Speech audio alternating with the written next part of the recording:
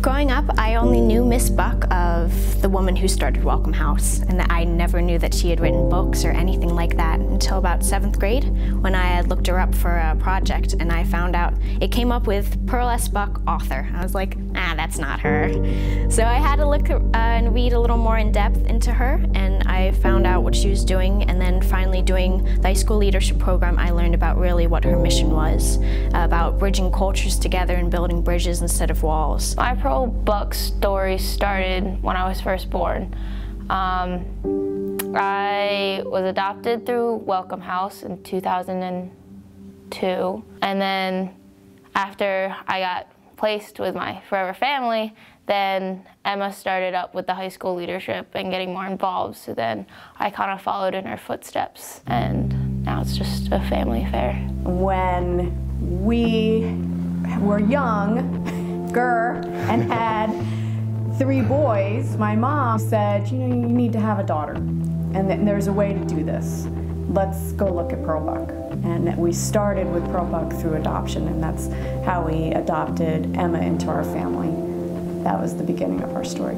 I think people read The Good Earth all the time in school, but they don't appreciate it in a way that I think it should be appreciated. Things like everything she's done is just incredible and so important for people to understand that there's other things that go on in the world, and we shouldn't be blind to only what's going on in our lives. Often people are being picked on and bullied for their culture and how they look, and I feel like if young people were to learn about Miss Buck and her mission and what she was trying to work for, I think that would kind of change their point of view and make them look with a more broader spectrum. I remember I was in kindergarten and this one kid said that she couldn't be my friend because I was from a different country.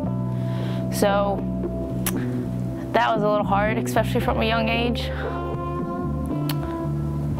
Sorry. And when I go out with my family, I don't notice it because that's kind of just what I've grown up with. So when I look at our family pictures, I don't see us as anything different. I just see us as one big happy family. But it's definitely hard out in the public especially since we're a big minority where we live. So people think we're the babysitters or the friends, but no, they're my little sisters. One of the reasons our family sponsors children through Pearl Buck International is because my husband's family, his father is from the Philippines, so we wanted them to have interaction with people from his culture to learn about their heritage, and we wanted them also to appreciate the world outside of their own boundaries. And I was really excited for them to have the opportunity to meet the children they've been writing to. When we first got off the van to meet our sponsored children, we had driven for well over an hour, and I think that what struck me was the immense amount of poverty. It was something that in my head I knew that there was poverty there. It just was never ending, and that I couldn't really grasp that until we were actually there. Just their day-to-day life, it's completely different from what we know. I think of I get up, I have to go to school. They get up and they're hoping that they can go to school. I think the reason we originally chose to go was initially Emma, our daughter Emma's interest in not only going on the trip, but her future career path. One day I would like to be CEO and president of Pearl S. Buck International. It has impacted my life from the day I was born, and I would love to be a part and give back as much as I can. I think the most moving experience for us was when Emma actually met her sponsored child. So when Emma and I walked up to the door and she met her sponsored child, it actually reminded me of the first time we met her. There was one experience we had when we were there. We had brought little presents for all the children. And one of the presents that we bought for the girls were necklaces, charm necklaces, that we'd gone to a store and our girls had picked up the charms that had meaning for them, their initials or a heart or something they wanted to put inside the charm necklace. And we were very excited to present these gifts to the children. When we got to Maurice's house, we opened up the package, and the necklace was hopelessly tangled.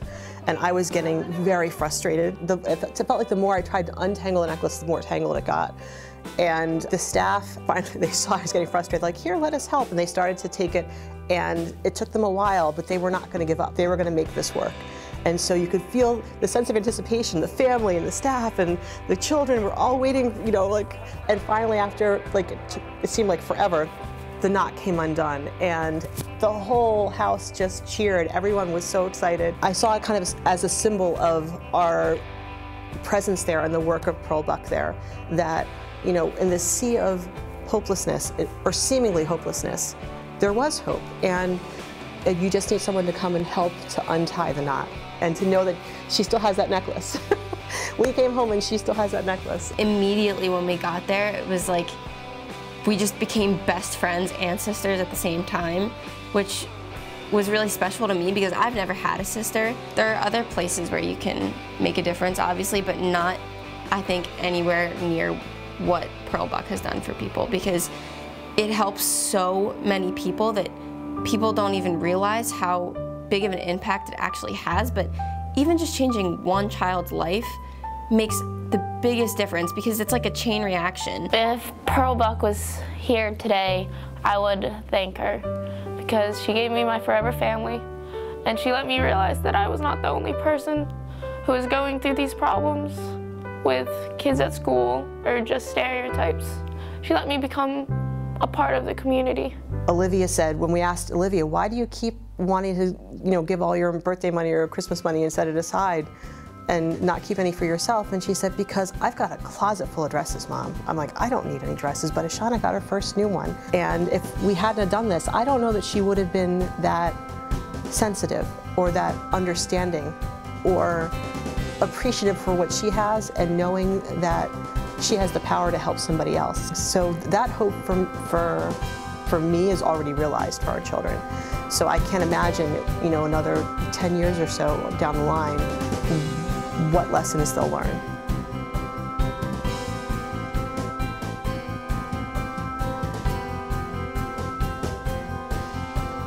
What would life be like without Pearl S. Buck? Life without Pearl S. Buck would be Empty. Without Pearl S. Buck, I wouldn't have a sister on the other side of the world. less hopeful. It's really hard to imagine not having the connection here, not having the opportunity to bring our daughters that were children in need, and to us that were a family in need. Without Pearl S. Buck, I would not be able to be future CEO of Pearl S. Buck International. She changed so many children's lives, whether it was just through sponsorships or adoptions or getting resources that they couldn't get otherwise. To put it simply, she was awesome.